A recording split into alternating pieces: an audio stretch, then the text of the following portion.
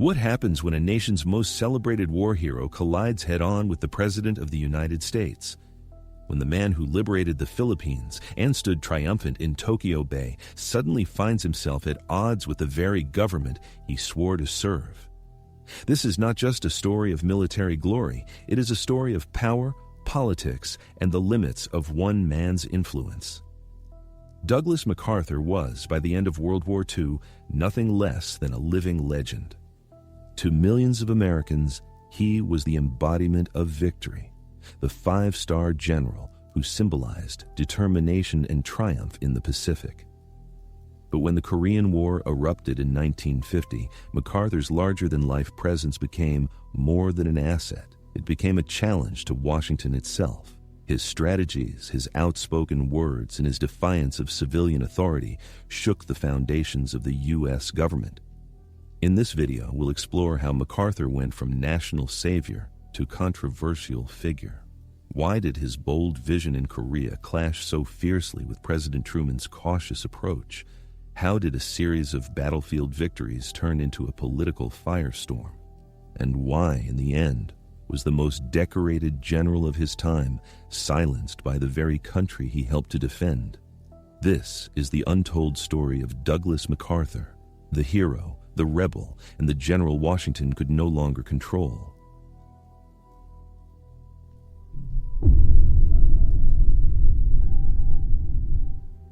Douglas MacArthur's life and career had already secured him a place in the annals of American history long before the Korean War. He was the general who had accepted Japan's surrender aboard the USS Missouri in 1945, the supreme commander who rebuilt an entire nation from the ashes of defeat, and a man whose very silhouette, with that iconic corncob pipe and aviator sunglasses, had become a symbol of American resolve. But if World War II made him a hero, the Korean War revealed the limits of his power and ultimately the fragility of his reputation. The Korean War erupted in June 1950 when North Korean forces, backed by the Soviet Union and later supported by Communist China, stormed across the 38th parallel in a surprise invasion of South Korea. The world was still reeling from World War II, and suddenly a new, undeclared war broke out on a peninsula that many Americans could barely locate on a map.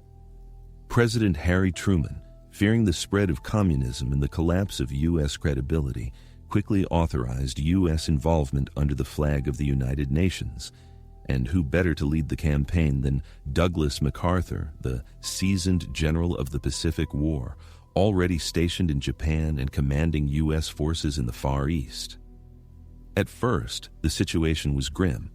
South Korean and American troops were pushed back, retreating until they held only a small defensive perimeter around the city of Busan. It seemed like Korea might be lost within weeks. But then MacArthur launched what is often considered one of the most brilliant military maneuvers in history, the amphibious landing at Inchon in September 1950. Against overwhelming odds, MacArthur's forces struck at the rear of the North Korean army, recapturing Seoul and cutting enemy supply lines.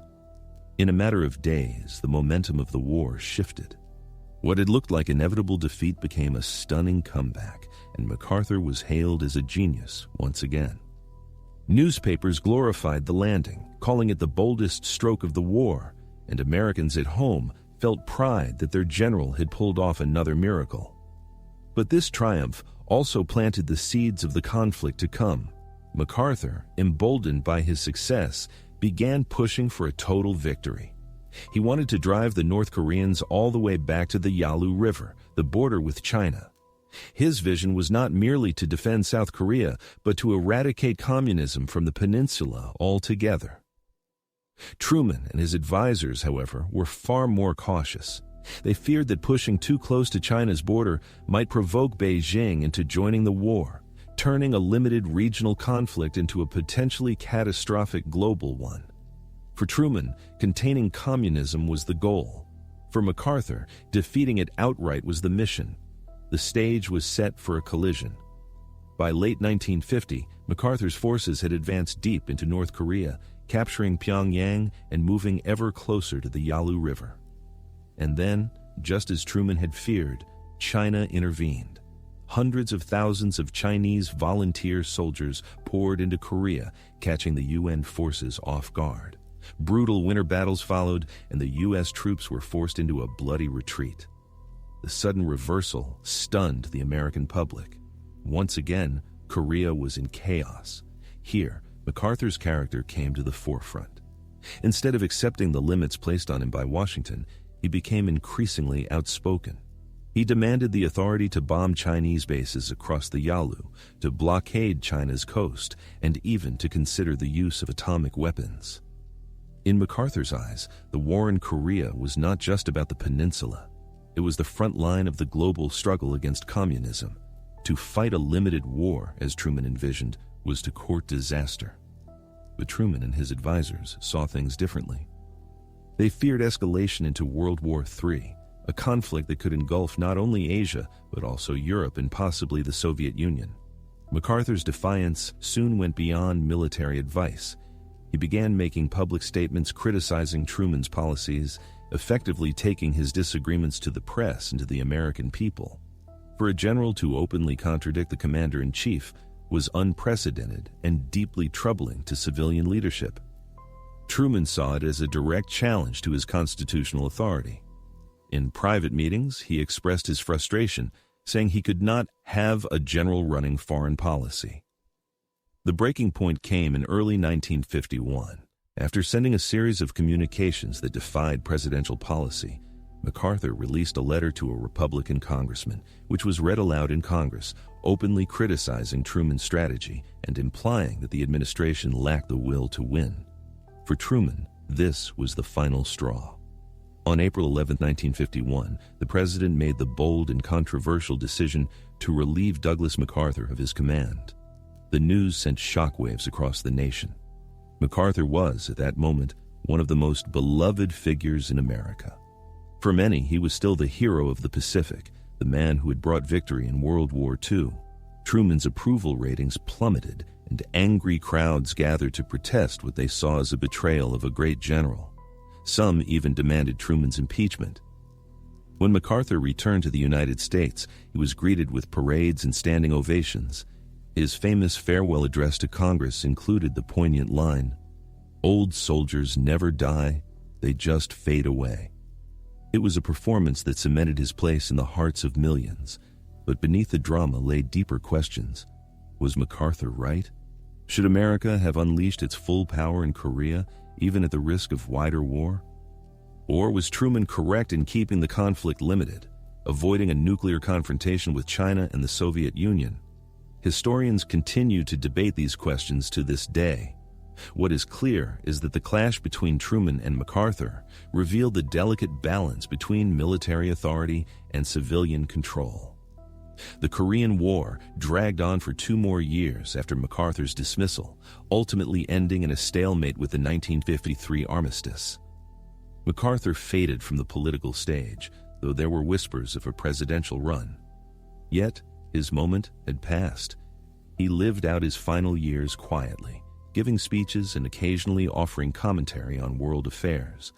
For the American military, however, the lessons were lasting. The principle of civilian control over the military had been tested and reaffirmed. No matter how brilliant or popular a general might be, the Constitution placed ultimate authority in the hands of elected leaders.